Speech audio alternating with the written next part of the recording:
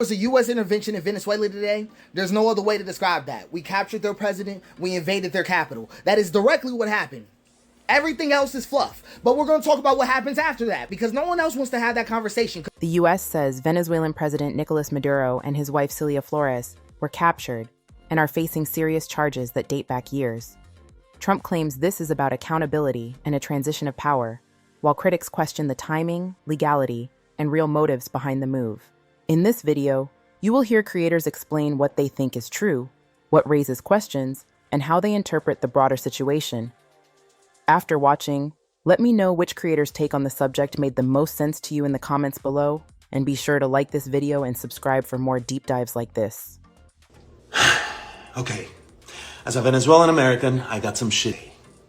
My family, my parents, my sister, my extended family, all lost everything.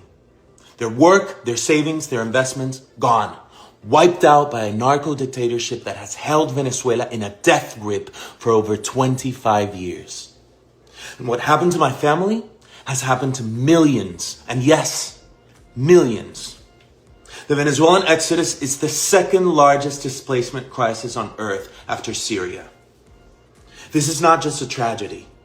It is one of the great humanitarian disasters of our time. But the suffering doesn't end there. This regime has jailed hundreds of political prisoners. Thousands have been murdered simply for speaking out. More than a third of the population has fled. 1/3. Not for better opportunities or for the American dream, but to survive, to live, because staying often means death. And while the world may see Venezuela as a collapsed state, what it is in reality is an occupied one. Our territory, our natural resources, and our institutions have been overrun by hostile foreign powers. Iranian militias, Chinese corporations, Russian intelligence, all exploiting our country with impunity.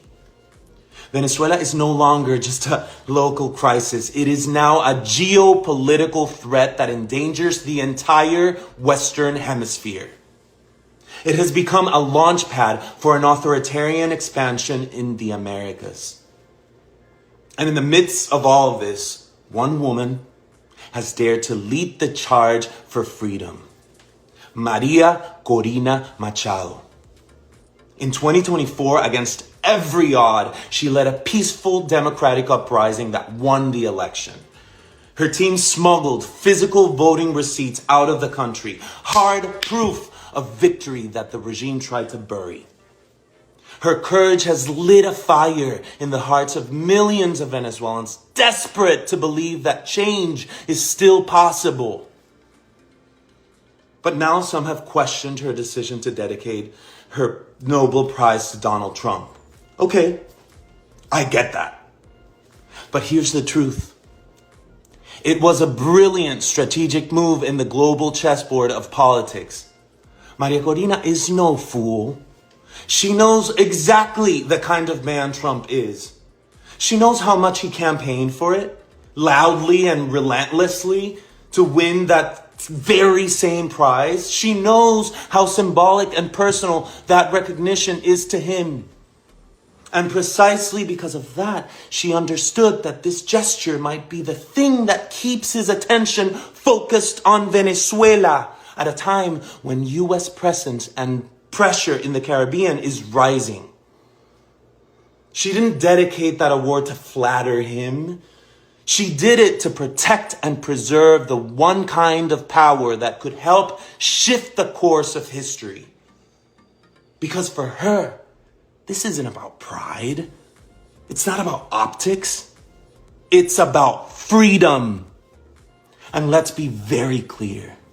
Maria Corina is not asking for the U.S. to invade Venezuela. She's not campaigning for war. Venezuela is already invaded. It is held hostage by a narco state, overrun by foreign agents and enemies of democracy, Russians, Iranians, Chinese, all operating freely, weaponizing our land and resources to expand their influence across Latin America.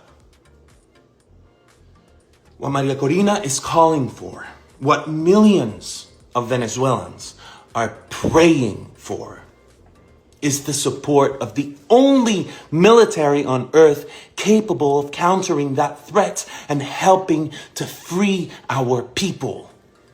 This is not imperialism. This is liberation. She's not playing partisan games. She's playing for Venezuela's life. Because this isn't theoretical. This isn't academic. This is life or death.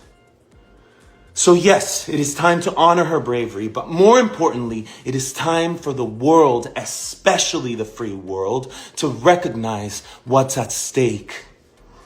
The fight for Venezuela is a fight for freedom, for democracy, and for the stability of an entire continent.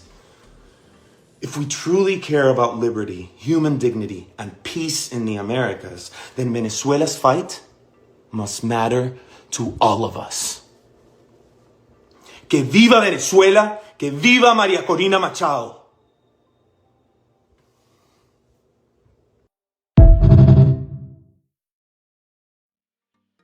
I'm Chris Gilbert in Caracas, Venezuela. Here we are near Cilia Flores Palace. People have come together to defend the Bolivarian process, to defend the government, to defend our president, Nicolas Maduro. Last night at approximately 2 a.m. in the morning, we were bombed by the United States of America.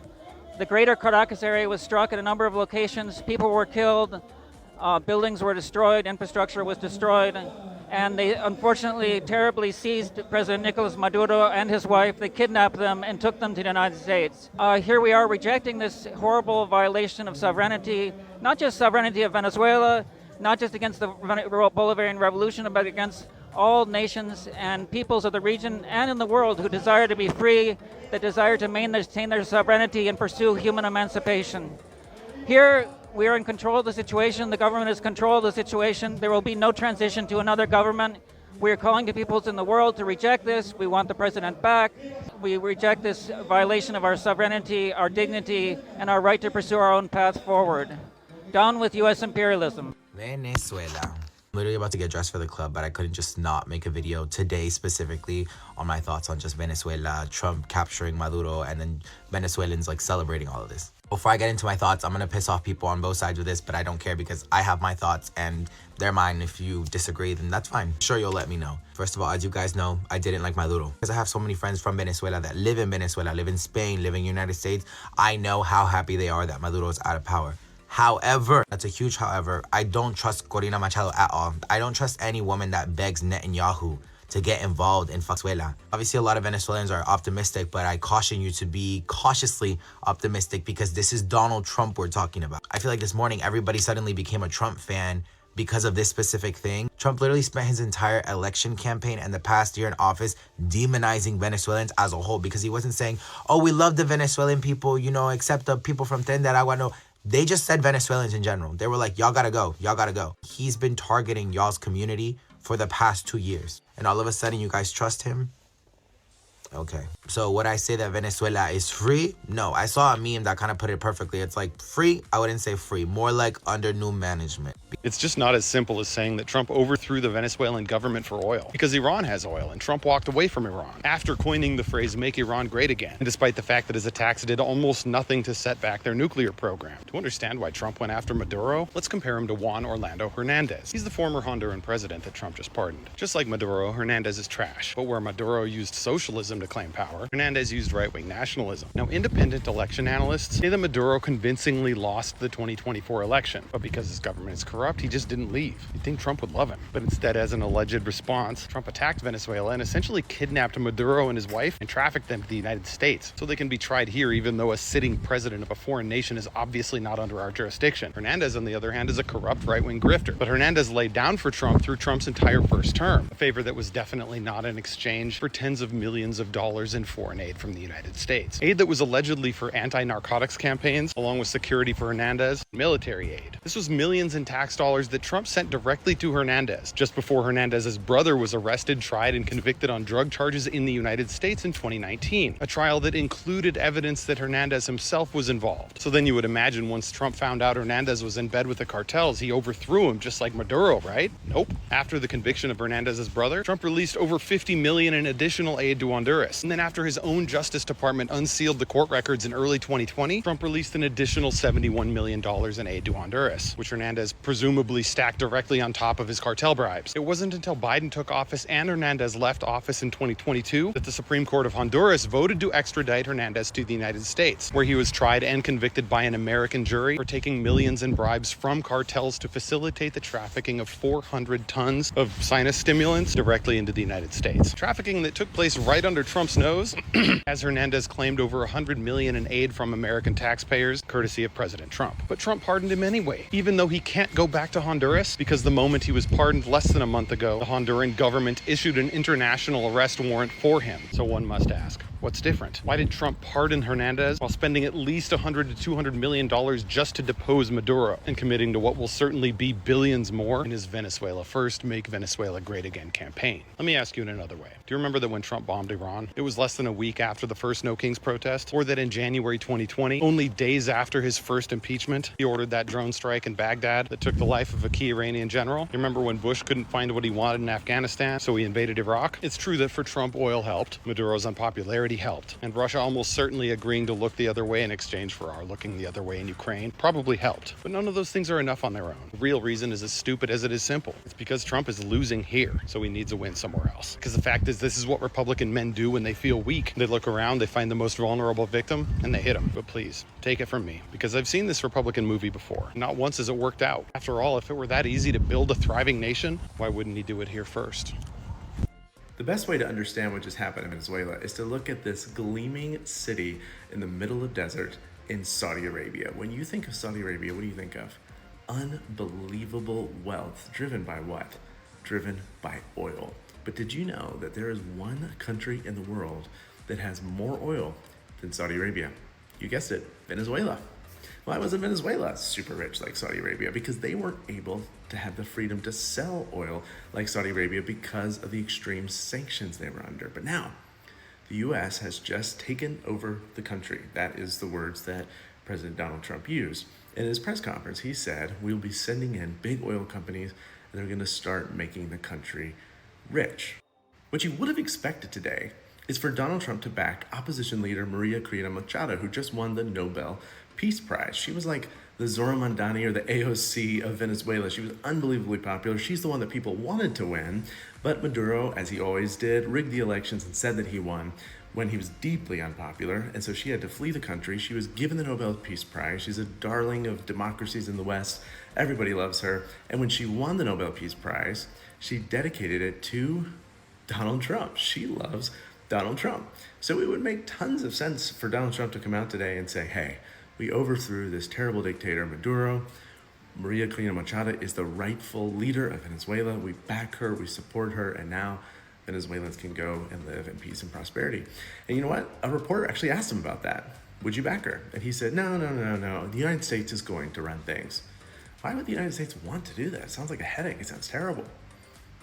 Because there is an unbelievable level of wealth available in Venezuela via the oil.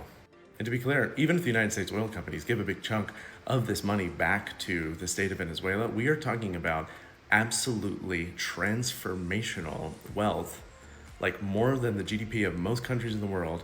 We're talking at the level of Saudi Arabia. And that, in Donald Trump's mind, a president who thinks in terms of wealth primarily, is likely why we saw what happened yesterday happen.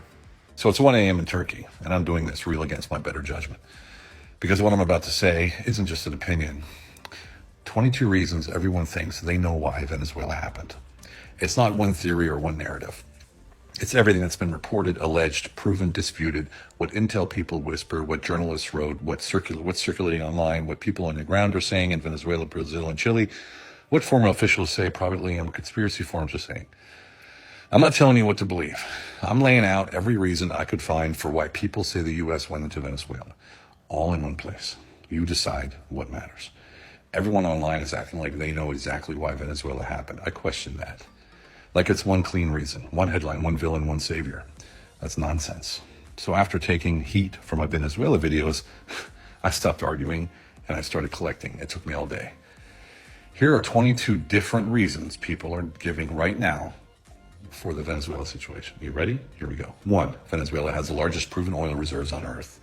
Some say that explains everything. 2, the oil industry is so broken that it's cheap. It's a cheap reset. Take control now, rebuild later. 3, some point to Trump's own words, we'll pay for it with their own oil. 4, then there's the narco state narrative, claims that top leadership are tied to drug traffic. And 5, which expands into the idea that Venezuela is a hub for cartel money moving through global financial systems. 6, not just drugs, illegal gold. People point to massive black market mining operations. 7 is where armed groups, gangs, and corrupt officials allegedly overlap. 8, then comes sanctions evasion, Venezuela as a testing ground for bypassing the system.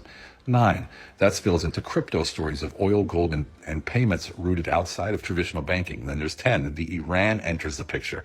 Claims of Iran, Venezuela weapons and drone cooperations. 11, which online escalates into Iran has a military foothold in Americas.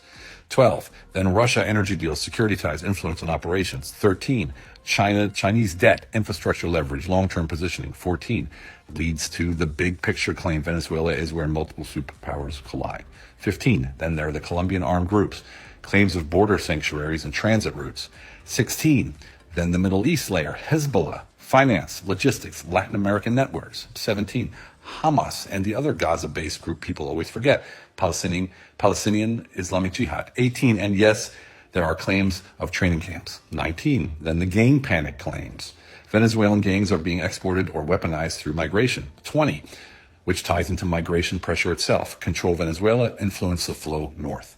21, then the stolen election crowd jumps in. Dominion voting machines, midnight spikes in 2020 for Biden and later for Maduro. 22, and finally the full fringe layer, weather, weapons, biolabs, underground bases, and secret cabals. And then there's more, but I'll leave it at that. Now stop for a second, because here's where people lose the plot. These are not competing explanations. These are layers. This isn't a straight line. It's a spider web. Oil connects to money. Money connects to sanctions. Sanctions connects to crypto. Crypto connects to weapons. Weapons connects to superpower. Superpowers connects to narratives. Narrative justifies power. So when someone says, no, it's about the oil, or no, it's about China, or no, it's about drugs, they're not wrong. They're just staring at one strand and think it's the whole web. Venezuela isn't important because of one reason. It's important because it sits at the intersection of resources, money flow, security, migration, and global power. And when you see every major player touching the same junction, the question isn't which story is true. The real question is, why are so many forces converging here at the same time? And why are we being told it's simple? That's a conversation most people never get to. Now, you've seen the whole board. What you do with it is up to you. Let's hear from you. What do you think? So Venezuela was actively petitioning for a BRICS membership. They wanted to sell their oil to the Chinese and the Russians, settled in yuan, not the petrodollar. And, oh yeah, by the way, it was always about oil and never about drugs. Here's the thing. Whether you're Venezuelan's Maduro, whether you're Libya's Gaddafi, whether you're Iraq's Hussein, it doesn't matter. You want to threaten the American petrodollar, you're going to get regime changed. Now, this may have worked with the last administration that was all about talking it out and using their words and hugs, not drugs, and all that shit. No, we have an American regime right now that is very, very happy. And if you find yourself on the wrong end of that, you're in big, big trouble. This is what happened with Maduro and the wife. This is what is going to happen with anybody else that thinks that BRICS has a chance in the Western Hemisphere. Look up the National Security Strategy again for those of you that still haven't read it. This is the Monroe Doctrine with the Trump corollary. This is plain as day. It is going to continue to happen, and Colombia and Brazil, you are both on notice. I know you're seeing stuff like this all over your timelines. Don't worry, I am not going to leave you behind. We're going to talk about this. This man right here that you're seeing, he is Nicolas Maduro. He is or was the president of Venezuela. until 2:35 this morning. But let's go back to the beginning. This is Nicolas Maduro. Maduro has been the president of Venezuela for some time, but the people in Venezuela are not happy with him because ever since he came into office, everything changed. The country has literally gone to shit. The entire economy crashed, and it doesn't make sense because, see, Venezuela is the richest place in the world when it comes to oil. They literally have the largest oil. You think the Arabs and that Arab money? No. Venezuela has more oil than all the Arabs put together. It's the richest place for oil in the world. But are you not catching on that that is a massive power play? So it didn't make sense when the people didn't have enough food to eat, medical supplies to take care of themselves. People literally in the streets were dying. In fact, there was a point in time where people were literally burning the money just to stay warm because the money did not mean anything. Over 7 million Venezuelans left Venezuela running, trying to just survive. Then you got this lady, Marina Corina Machado, if I'm not mistaken. And yeah, everybody was caught by the fact that she was a woman who wanted to overthrow Nicolas Maduro. She was running for female president. And it seemed like the entire country was behind her. Well, everybody that didn't want Maduro. It seemed like everybody was behind her. And nobody questioned where she came from, where this came from, or why she was so passionate or so willing, or where she even got the backing from, but whatever, she's there. She turns around and wins the Nobel Peace Prize and also starts to tie her elbows with Donald Trump. And remember that I told you that Trump is looking for money, and Trump obviously is always looking for money, but remember that I told you that Venezuela is one of the richest places in the world because they have oil reserves. But Maduro's not trying to give any of that money to Trump, and definitely not trying to give him access to any of it. But do you think Trump cares about that? Do you think he... No, so we'll just say we're going to start attacking drug ships that are coming in from your direction. And we'll say we're going to have an attack on drugs, and we'll use her to take over where Maduro is. And because we helped her get where she is, she's going to help us get the oil. Girls, gays, and theys. Major props to @unlearn16. Her breakdown of this helped me to be able to break it down for you. So deep breath. We're going to explain Venezuela to you like you're 5, because if you don't understand the past, what's happening now will make no sense. So a long time ago, Venezuela had a lot of oil, like the most oil in the world. But here's the problem. An American company, Exxon, ever heard of them? Controlled most of it. They took all of the money, well, basically all, and Venezuela got almost nothing. Imagine you own a lemonade stand. You grow the lemons, you make the lemonade, and someone takes the cash and hands you a nickel. That's what was happening to Venezuela. So their economy started to fail. In 1998, the people of Venezuela said enough. They vote in Hugo Chavez. At first, it was like a democratic regime, but very quickly, he starts removing guardrails, weakening checks and balances, and rewriting the rules to stay in power. Remind you of anyone. In 2002, a woman named Maria Mercado creates a group that its goal was to overthrow Chavez. Who funded her? The United States, through something called the National Endowment of Democracy. This happened during Bush's administration. The coup attempt fails, and Bush all of a sudden knows nothing. And Maria, honey, she is erased from Venezuelan politics completely. Remember her name. Fast forward to 2007. Chavez does the one thing that U.S. and Exxon never wanted. He nationalizes oil, meaning Venezuela keeps its oil and it keeps the money. Exxon sues Venezuela for billions, wins on paper, but no one actually forces Venezuela to pay. After that, oil production collapses from 3 million barrels a day to about 700,000. Why? Corruption, pressure, and quiet unofficial sanctions. In 2013, Chavez dies, Maduro takes over. He's more authoritarian, less democracy, more crackdowns. Then Obama decides to label Venezuela's government a threat to U.S. national security and ties it to drug trafficking. 2017, Trump steps in and slams Venezuela with heavy economic sanctions, and the economy gets strangled. Here's where things get wild. 2025. Remember Little Miss Maria, the woman who tried to overthrow Chavez? Well, oh my God, she just won the Nobel Peace Prize, and she dedicates it to Donaria. Then Donaria starts attacking Venezuelan boats, calling them drug cartels, and people are asking, why is Trump doing this? Here's the real answer. Trump will say, we're liberating Venezuela, but anytime the U.S. says liberate, what it really means is they're taking control. So the plan looks like this. Install Maria as president, give oil rights back to Exxon, 80% to Exxon, 20% to Venezuela, some shit like that. Now listen carefully. This is not about oil. Well, not just. Oil is traded in US dollars. That system is called the petrodollar. If the world wants oil, they must use US currency. That artificially props up the dollar and stabilizes our economy. But here's the fear. BRIC nations are starting to trade without the US dollar. If that succeeds, the US economy takes a massive hit. So when someone says to you, is this about the oil? You say, yeah, babe, but oil is just the vehicle. This is about controlling trade, currency, and the global economy. That's Venezuela, that's the past, and that's what's happening right now.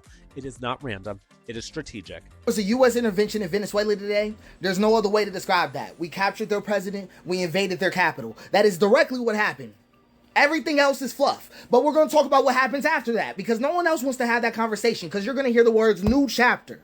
I just want you to know that phrase never describes reality. It always is intended to end a conversation before it starts because a chapter implies narrative progress. It tells you where you are without ever telling you who's holding the pen. That's the point of it. And you can notice what's missing right in there, can't you? There's no description of how stability is going to get measured. At all. No definition of who decides when order has returned. No explanation of what happens if it doesn't. So that's not oversight, it's just an architecture landing. So the first thing that you're going to be trained to believe is that removing a person is the same thing as resolving a system. It's not the same. That it feels intuitive though. I understand where you're coming from. It feels moral, it feels clean, but it's also historically false because drug economies don't run on loyalty to leaders. That's not what drug economies run on. They would have been called leader economies. I'm just trying to help you. They run on geography, demand, enforcement gaps, money velocity, and oil economies don't stabilize because new flags are raised. They stabilize when contracts, force, and legitimacy align. That's how you get an oil economy to stabilize. And that alignment is never neutral. So if you're waiting for improvement before asking questions, you're already late. And also, you're going to see a bunch of videos. A bunch of them. Celebrations, relief, smiles, and that's the most dangerous misread of it all because relief is not consent. Hear what I just said. Relief is not consent, right? Hope is not legitimacy. Online effect is not sovereignty. So people can be glad a man is gone and still be trapped inside of a structure that never asks them about what comes next. It's just true. Both can be true. That's the part you're not supposed to hold at the same time though, because you're going to get offered a choice in this. Either this was liberation or this was imperialism. You'll be forced to pick one, defend it, and fight your neighbor. But that binary itself is the shield because when you accept it, the moment you accept it, you stop asking the only question that matters. What president was just set and who gets to use it next? Not Venezuela, right? Not Venezuela next. Okay, in the oil conversation, let's talk about oil. Let's talk about oil with this. You're going to hear a lot about OPEC, about prices, about markets, about supply, but that is not the story. I want you to understand that's not the story, that's the reward. The story is this. Who now has the authority to declare a state illegitimate based on a criminal designation, instability metrics, or moral failure? Who now has the authority to declare a state illegitimate based on criminal designation, instability metrics, or moral failure? What threshold was crossed? What line was crossed? Quietly, without a vote, without a doctrine, without a name. Explain the line, because once a rule exists without being spoken, it doesn't belong to anyone. It belongs to power. So just to get you further, right? Because the language is about to change. The language is about to change. First, they're going to start talking about patience. Transitions take time. Decades of damage can't be undone overnight. Then you're going to start hearing about sabotage. Former regime loyalists suddenly. Shadow networks, bad actors undermining progress. You're going to hear a bunch of shit. I just want you to understand. Then instructions are going to hit. The people aren't ready yet. Institutions must be taught.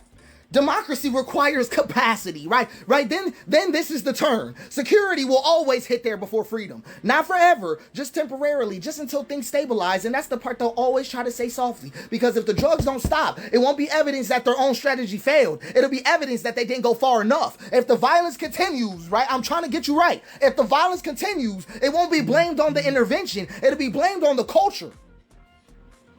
That's how it happens. Corruption, history, all of it. Failure will never point upward. That's what I'm trying to tell you. It'll point outward. It'll only point downward. And that's how interventions become permanent without announcing themselves. That's how it happens. So there's one sentence that I need everybody to listen for if you want to pay attention to this at all, if you want to understand this at all. And when you hear it, it'll make sense to you. Right? This situation is more complicated than initially understood. The moment you hear that, that means directly, we are no longer evaluating the decision. We are managing the consequences. And management has no end date. Ever. So here's how you protect yourself from this, because I want to help y'all protect yourself from this. Don't ask, is this good or bad? Don't ask that no more. Who defines success? Who decides when this is over? What happens if it fails? Right. Why does every failure require more control and never less? Right, real questions. Because if those questions ever make people uncomfortable, that's how you know you're asking the right ones. Because this is not about Venezuela. It's about how stories are closed before accountability opens. That's how it happens. Right. It's about how new chapter gets used to erase footnotes. And remembering when the narrative feels finished, it's usually when the real costs start to pile up. And none of this is cynicism. I'm not being cynical at all. This is literacy. And literacy is dangerous to systems that depend on you relying on confusing relief instead of resolution. It is.